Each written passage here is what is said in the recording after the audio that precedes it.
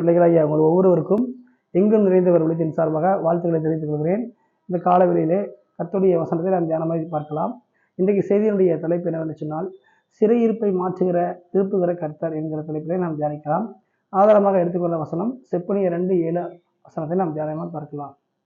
பொதுவாக சிறையிருப்பு என்று சொன்னால் என்ன? சிறை பிளஸ் இருப்பு, சிறையில் இருக்கிற அனுபவம். பொதுவாக எல்லா குற்றம் செய்தவங்க தான் என்ன செய்வாங்க? சிறையில் இருப்பாங்க.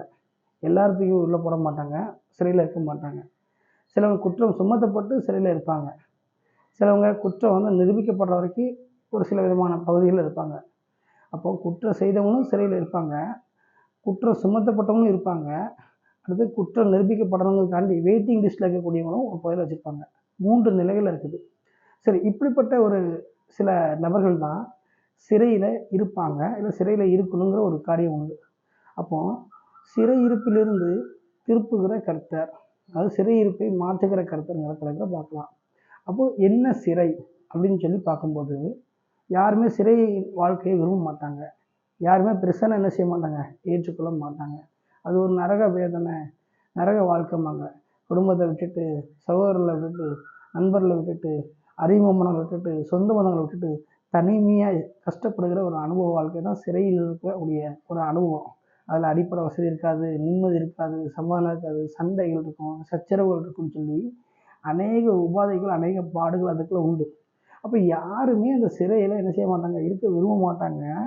ஆனால் இன்னைக்கு கர்த்தர் சொல்வார், சிறையிருப்பிலிருந்து திருப்புகிற கர்த்தர் சொல்லி சொல்வார். அப்போ இது எந்த சிறை? இந்த உலகத்தில் இருக்கிற அந்த சிறையா? அது இல்லை. இது அரசாங்கத்தின் மூலமாக கட்டடத்தினால் பார்த்தீங்க அப்படின்னா உருவாக்கப்பட்டு அதில் ஒரு அறைமை வைத்து கம்பியை வச்சுக்கிட்டு காவலர்கள் வைத்து கொண்டு இருப்பாங்க. இது இங்கே உலக வழக்கத்தில் இருக்கிற சிறை. ஆனால் தேவன் சொல்லுகிற சிறையிருப்பு என்றால் என்ன?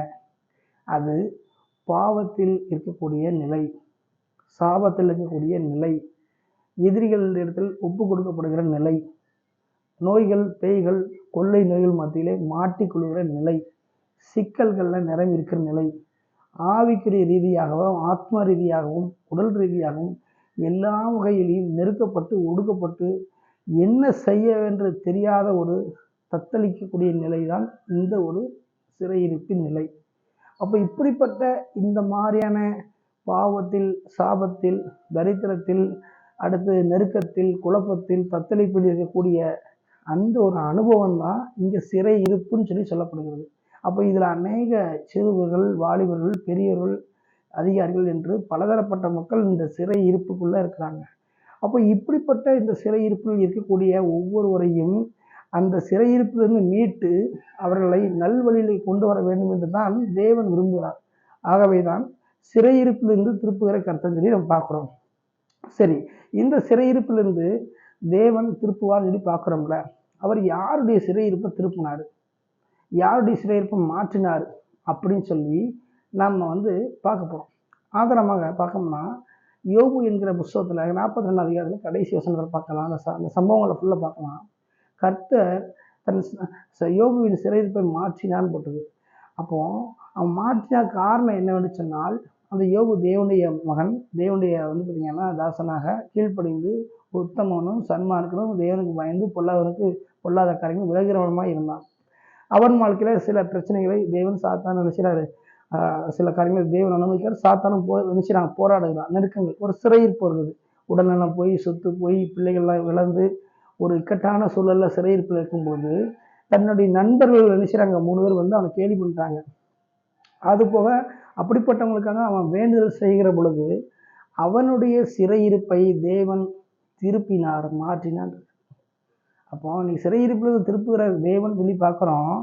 யாரை பார்க்குறோன்னு எடுத்துக்கிட்டால் யோபுவை பார்க்குறோம். அவனுடைய சிறையிருப்பில் திருப்பும் பொழுது அவனுக்கு இதெல்லாம் இழந்தானோ 2 மடங்கு வருது. அது மாத்திரமில்ல, அவன் முன்னைய நிலையை விட சூப்பராக நினைச்சார் கடவுள் வைக்கிறார். அப்போ அப்படிப்பட்ட தேவனுடைய அந்த மகிமையான வசனம் அவ்வாறு சொல்லுகிற பொழுது, இன்னைக்கு அதே சிறையிருப்பிலிருந்து திருப்புகிற அந்த கர்த்தர் என்று வசனம் சொல்லுகிற போது, அந்த வசனத்தை நாம் சார்ந்திருக்கும் பொழுது அந்த தேவனை நம்ம என்ன செய்யணும்? உதய பற்றிக்கொள்ளணும். அப்படி பற்றி கொண்டிருக்கும் பொழுது நம்முடைய சிறையிருப்பை அவர் மாற்றுகிறவராக இருக்கிறார். பாருங்க, அப்போ மாற்றும் பொழுது என்ன நடக்குதுன்னா, முன்னைய நிலைமை மாறி பின்னைய நிலைமை மேலே டாப்பில் வருது. அப்போ அதே செப்பனியா 3 அதிகாரத்தில் பார்க்கும்போது 20 வந்து நான் சிறையிருப்பை திருப்பும் பொழுது உங்கள் கண்கள் காணும்போது உங்களை கீர்த்தியும் புகழ்ச்சியுமாய் வைப்பேங்கிறார். கீர்த்தினா என்ன, புகழ்ச்சினா என்ன? கீர்த்தினா உங்களுடைய பேரை பெருமைப்படுத்துவேன், பேர் சொல்ல முடிய நான் வைப்பேன், உங்களுடைய பேர் புகழும்படியாக ஏற்படுத்துவேன் அப்படின்னு சொல்லி அர்த்தம். அப்போ இப்படிப்பட்ட இந்த காரியங்கள்லாம் தேவன் செய்யக்கூடியவராக இருக்கிறார். அப்படி செய்யக்கூடியவராக இருக்க போய் தான் சிறையிருப்புக்கு திருப்புகிற தேவன் சொல்லி நம்ம பார்க்கணும். சரி இருக்கட்டும். இப்போ இதை கேட்குற பார்க்குற ஒவ்வொருவரும் தெரிந்து கொள்ளக்கூடிய விஷயம் என்னன்னா, உங்கள் வாழ்க்கையில் பார்த்தீங்கன்னா பலவிதமான பாவ சிறையிருப்புகள் இருக்கலாம், சாப சிறையிருப்புகள் இருக்கலாம், பிசாசின் கட்டுகள்ங்கிற சிறையிருப்பு இருக்கலாம், வெளியில் வர முடியாதபடி, மீட்க முடியாதபடி, என்ன செய்யணும்னு தெரியாதபடி தத்தளிப்பில் கூட நீங்கள் இருக்கலாம். கவலைப்படாதீங்க. உங்களுடைய எந்த சிறையிருப்பாக இருந்தாலும் ஆண்டவராகிய இயேசு கிறிஸ்துவிடத்தில் நீங்கள் வந்து உங்கள் இதயத்தை ஒப்பு கொடுத்து அவரை ஏற்றுக்கொள்ளும் பொழுது, முழுமையாய் நம்பும் பொழுது, யோபுவினுடைய சிறையிருப்பை மாற்றின அதே ஆண்டவர் உங்களுடைய வாழ்க்கையில் இருக்கிற சிறையிருப்பை எல்லாம் மாற்றுவார். உங்களை முன்னைய நன்னிலைக்கு உயர்த்தி நீங்கள் புகழும் பெயரும் உயருமாறு பெறுமாறு செய்வார். ஆகவே இதை கேட்டுக்கொண்டிருக்கிற ஒவ்வொரு தேவ பிள்ளைகளும், ஒவ்வொரு வாலிப சகோதர சகோதரர்களும், ஊழியர்களும், ஒவ்வொரு அதிகாரிகளும், ஆசிரியர் பெருமக்களும் யாராக இருந்தாலும் சரி, உங்கள் வாழ்க்கையில் பல நிலைகளை நினைச்சலாம் நீங்கள் சிறையின் அனுபவத்தை நீங்கள் அனுபவிக்கலாம்.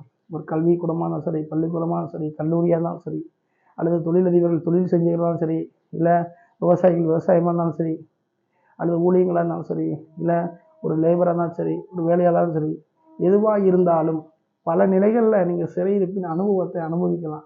வெளியே சொல்ல மாட்டாமல் இருக்கலாம், உள்ள வந்து கண்ணீரும் காயங்களும் இருக்கலாம். இப்படிப்பட்ட நிலைமையெல்லாம் மாற்றும்படியாக, இப்படிப்பட்ட சிறையிருப்பையெல்லாம் மாற்றும்படியாக தேவன் உங்களுக்காக இயேசு கிறிஸ்து இருக்கிறார். அப்போ அந்த இயேசு கிறிஸ்துவை உங்கள் உள்ளத்தில் இரட்சகராக ஏற்றுக்கொண்டு அவரை முழுமையாய் நீங்கள் நம்பி அவரிடத்தில் உங்களுடைய விண்ணப்பங்களை ஜெபத்தில் சொல்லும் பொழுது உங்கள் சிறையிருப்பை மாற்ற வல்லவராக இருக்கிறார். எப்படி யோபுவின் சிறையிருப்பை திருப்பி மாற்றி அவர் வாழ்க்கையில் முன்னைய நன்னிலைக்கு கொண்டு வந்து உயர்த்தினாரோ, அவருடைய பெயரை பார்த்தீங்க அப்படின்னா உயர்த்தினாரோ, அவருடைய புகழை உயர்த்தினாரோ, அதே போல் நீங்கள் தேவன் நோக்கி கூப்பிடும் பொழுது, சார்ந்திருக்கும் போது, இயேசுவை நம்பி வரும் பொழுது உங்கள் நன்னிலை, உங்களுடைய முன்னைய நன்னிலையை மாற்றி சூப்பராக்கிடுவார். சிறையிருப்பை மாற்றி உங்களுடைய பெயரை இணைச்சுவார். அவர் மகிமையை மாற்ற அவர் வல்லவராக இருக்கிறார். எனவே இந்த செய்தியை கேட்கிற ஒவ்வொருவரும் உங்கள் வாழ்க்கையை தேவனுக்கு ஒப்பு கொடுங்க. ஒப்பு கொடுத்து ஆண்டவர் சிறையிருப்பை மாற்ற வல்லவர் என்பதை விசுவாசியுங்கள். விசுவாசித்து அவர் தருகிற அந்த மாட்சி ஆசீர்வாதங்களை நீங்கள் பெற்றுக்கொண்டு வாழ்க்கையில் முன்னேற வேண்டும் என்று சொல்லி எங்கும் நிறைந்தவருடைய உங்களை வாழ்த்துகிறது. ஆமேன், ஆமேன்.